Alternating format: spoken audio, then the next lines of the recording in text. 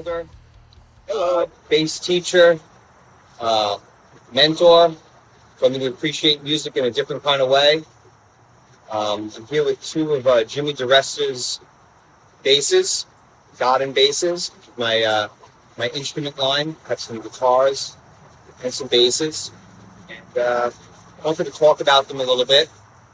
Chuck actually sets up all the basses, and Rudy's Guitars in New York City sets up the guitars. So let's take a look at some of these. This is one of Jimmy. They're a little heavy. They have a lot of metal, as you can see. Jimmy has made us a proprietary headstock, the designs that we came up with. And as you can see, this one's a neck through. What's up, right? There's a bolt on. Right go to the chin when you have. Yes, exactly. Very heavy. You have to be a real man to play these. Manly man's bass. So, Chuck, let's talk a little bit about the how we met and studying with you as well. I do remember a few things when we first started many years ago. I started out as a guitar player and never took any lessons whatsoever. Had no idea what I was doing. Right. One concepts. Yep. I was playing with pick. I had horrible pick hand positioning. All over. Right hand, left hand. But when I picked up the bass, actually, you had talked about a couple of principles with me that really revolutionized the way I thought about holding the instrument, playing it, and just different methods of how I do it. Can you talk a little bit about that? Sure. And, back when I started, the electric bass was such a young instrument, there were no methods. There was a method for the upright bass, Samantha. There's a method for piano, artists to go through training exercises. So electric bass had nothing. But when you look at the finest string players on the planet, I would say, you look at a classical guitar player, really hundreds of years of experience, watching how they play, everything is lined up, everything is relaxed. These guys can play a lead melody, some chords, and with their thumb play a bass line. All of a sudden, the way the high-end six-string bass players play now. But basically, back then, it was pretty obvious. If you play 1, 2, 3, 4, that is a very healthy way of playing. What I've been teaching and learning over this whole past 50 years is that that's not enough. What you want to do is arrive at another position. Don't just grab that note that was out of position and then go back to safety. Go to that next position and have something to say. What happens all of a sudden is, as the years go by, each position has something to say, and you know how to get into it and say that something, not just grab a note. Most bass players don't understand a lot about technique. They have a one-on-one teacher, he'll show them. Not only do you play 1, 2, 3, 4, but as Jocko used to say, the real sound of the note is on the fret. So you don't go literally on the fret, but just behind it. That's where the healthiness is. That's how you can play with roller action. Because if your fingers are touching that fret, they don't need a lot of pressure to make a great note. As soon as they're back further, now that note wants to rattle on the fret, so you normally just press harder. And there you are, the cycle of shame. You're pressing harder for silly reasons that you didn't understand. There it is. There's what you live. There were a couple of other things, too, that you spoke to me. Some things that always stuck with me all the time. You said, if the pick is playing, they're all playing. Right. And also, there was like a couple of techniques that you wanted me to understand the principles that you wanted the trajectory of the string to be moving this way and not this way. And one of the things that I realized was I could never really get the action of the bass very low, so I could play lightly with my hands because of the way the string was vibrating. Could you explain that principle of how to set the bass up, how you set these basses up, actually, for that style of playing? Well, there's a couple of questions and answers there, but the main thing is, if the action is going to be low, and that the fret job word valued that. It's a great bass with a great fret job, of course you can get it low. Nothing's stopping you. Find out how straight the neck needs to be, how much relief is in the neck. then you raise and lower the barrels, etc. But basically, as far as what Steph is talking about, is how we get a string and how it gets released. I'm putting the bass this way to show you what I mean. If the string, when you release it, goes in the slightest bit up and down, obviously, if you hit it hard, it's going to choke against the fret. So as a drummer, it's a little too hard. He doesn't get the result he wanted. The drum didn't get louder. It actually choked. It's the same principle here. So, but you want a loud note, and you have low action. There is a way of doing it. If you can release the string so that it only vibrates this way, in this case, if you're playing normally, it's vibrating towards the grass, towards the carpet, towards the floor, up and down. So now, since it's vibrating and has a lot of power that way, it's missing the thing. Wow. And I'm telling you, once you find this and start, using it more and more, you'll see. I learned it on an upright bass. Uprights, you don't want a really high action on an upright bass. You want it as low as you can get. On an upright bass, you put two fingers together and throw the whole size, a 42-inch string ring. You use all your knuckles and you draw the string. And when you draw it, you release it, so it's like as if you were shooting a bow straight across. So in other words, that's all we want. So if you find yourself playing like this, well, don't you understand that when you release it, that string's going to have a whatever, 18-degree, 45-degree, depending on how you look, angle going the wrong way. It's going to choke. You're going to have to lift these barrels or loosen the truss rod or both to get a higher action. Like a typical Fender has a higher action, because a typical Fender doesn't have the kind of foot job that a high-end bass has. Okay?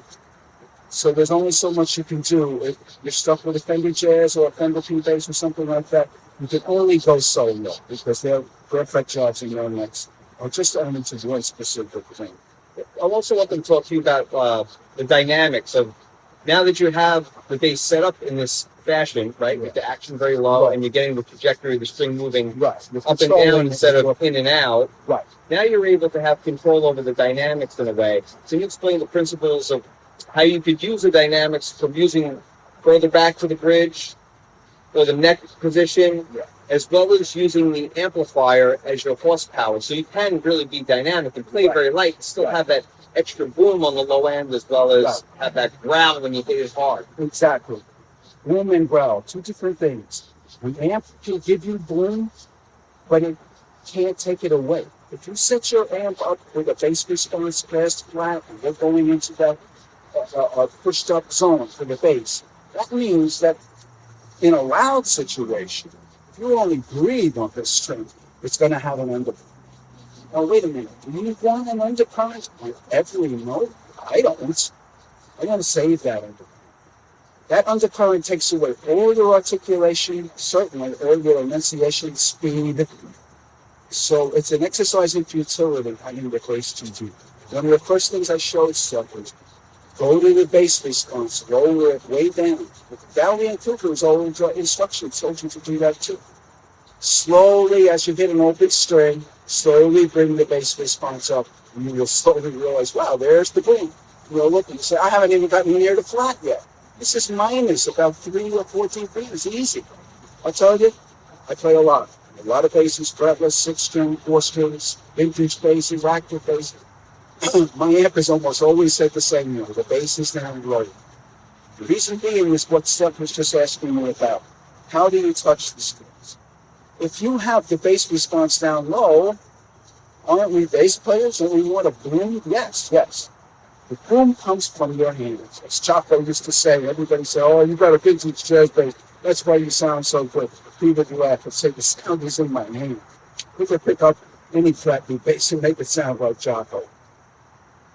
Just in your hands, how hard are you pressing here and how much volume do you want to it? It's going to vary. You're going to vary where you pluck, what Steph was saying, what the classical guitar players know. When you go to the skinny strings and you pluck them here at the end of the string, they really sound banjo-ish. That's not what we want. We want a nice sound. You move up a few inches, the string feels a little bit less tense. Not quite as bad as a rubber band, but less tense. You know what I mean?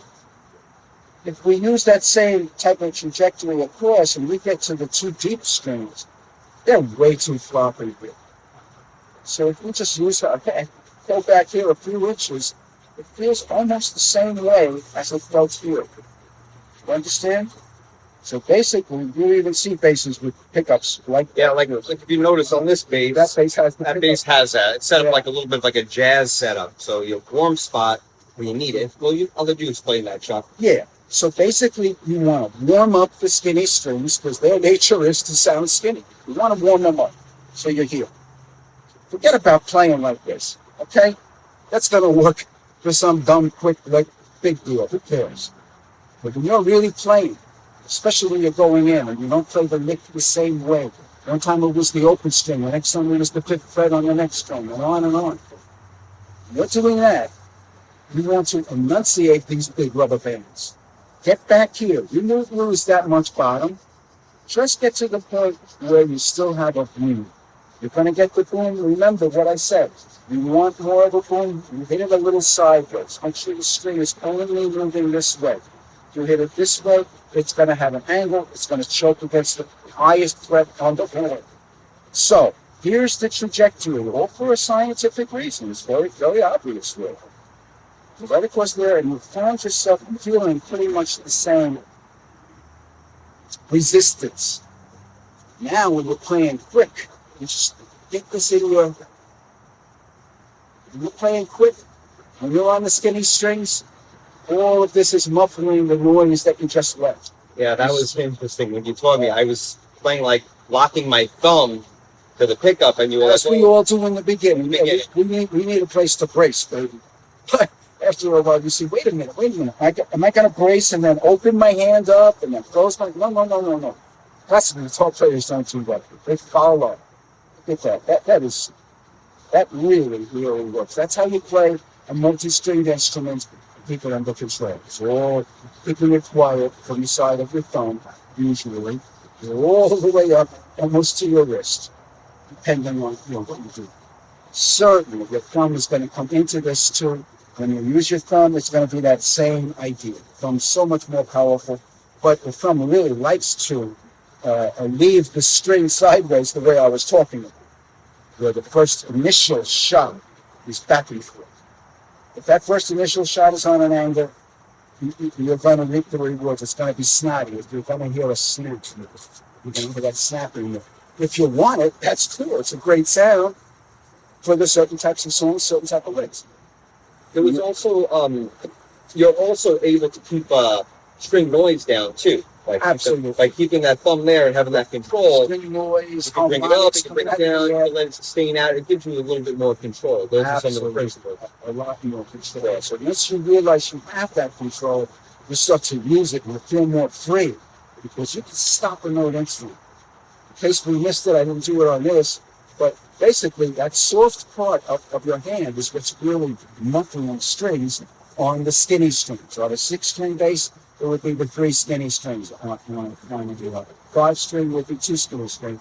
Your thumb is going to, so here's your bass at rest when you're really up loud. You don't have any byproduct noise. And when you go into the recording studio and they got you up there pretty hot, you might be through effects.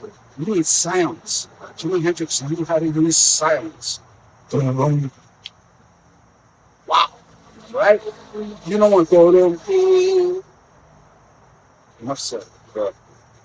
Some of those principles are things I've taken with me for the rest of my life. And actually, when I went back to guitar, some of those principles apply. They're universal. Universal principles. It came from classical guitar after all. And since this is really a contra-based guitar, as Anthony calls it, well, yeah, that's so valid. And if it's valid on a 5 or a 6, why can't we? When you use it on a 4, it just feels so good. It feels like a 2. After you're playing 5s and 6s along to. It's got over 30 years on the 6s. Yeah. Moving from 4-string, which I originally started with, going up to the 5 and even the 6-string in recent, having my hand position like that, I don't have tremendous hands. It gave me a lot more fluidity to be able to move around. You graduate gracefully. Yeah, I was able to grow a little bit more with some of those things. So these are some of the bases Chuck sets them up. Also give you guys a little bit of a view of, these were made by Jimmy DiResta, and then Jimmy Mazzatelli made me some guitars. These are all part of the Goden guitar line. I'll bring this a little closer so you can see it. As you can see, we have kind of a little bit of a similar vibe going on. These are the Black Beauties. These are bolt-ons. They have Sustainiacs in them, and we made our own headstocks.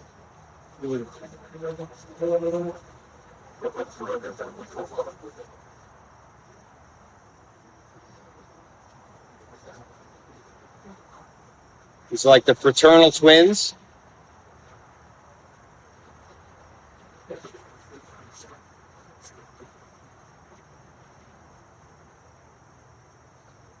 So, everyone, thanks for checking out the new Goden basses and guitars, meeting Chuck, my mentor, and bass teacher, friend, and be safe, be well. Peace. Peace.